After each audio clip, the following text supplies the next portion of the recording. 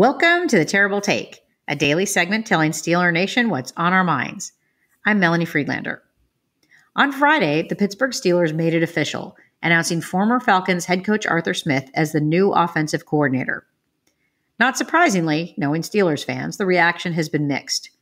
Whether Smith will be successful running the Steelers offense remains to be seen, and we have a long way to go before we have that answer. Free agency and the draft will have a significant impact on the 2024 roster, which will likely be determined with his preferred offensive schemes in mind. There is one thing, though, that is not in question, and that is how Smith will work under head coach Mike Tomlin. Getting canned as a head coach in the NFL has to be a humbling experience. Losing the season finale to a division rival who puts up 48 points, including a touchdown scored on what was supposed to be a kneel down in victory formation at the end of the game, just makes it that much worse.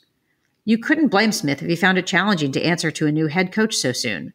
But there are a few factors that make this a fairly straightforward situation. Despite his privileged upbringing, Smith is actually the perfect lunch pail guy who will fit in just fine in Pittsburgh. Sure, his father founded FedEx and is worth over $5 billion. But Arthur Smith also knows that along the way to success, his father went from a multi-million-dollar capital investment down to $3,000 in cash, which he turned into another $27,000 profit at the blackjack table so he could pay for jet fuel that week. The new offensive coordinator knows that there can be setbacks on the road to victory. Here's the other factor in his favor. Tomlin has a history of working with coordinators who failed in head coaching roles. Joining the Steelers as the youngest head coach in NFL history at the time, Tomlin kept former Bengals head coach Dick LeBeau as his defensive coordinator, despite their difference in defensive schemes. Offensive coordinator Todd Haley found success under Tomlin after getting fired from a 3-year stint as the Kansas City Chiefs head coach. After 3 seasons as the Titans head coach, Mike Munchak was relieved of his duties in Tennessee and then spent 5 years as the Steelers' offensive line coach. And after a turbulent exit as the Dolphins head coach, Brian Flores found a home as Tomlin's senior defensive assistant coach.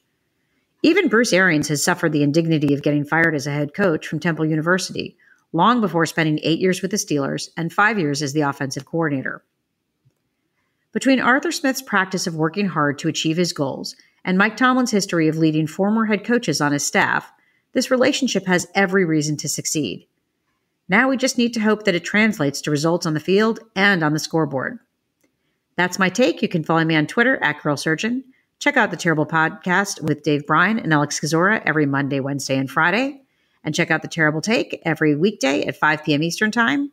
And follow us on SteelersDepot.com.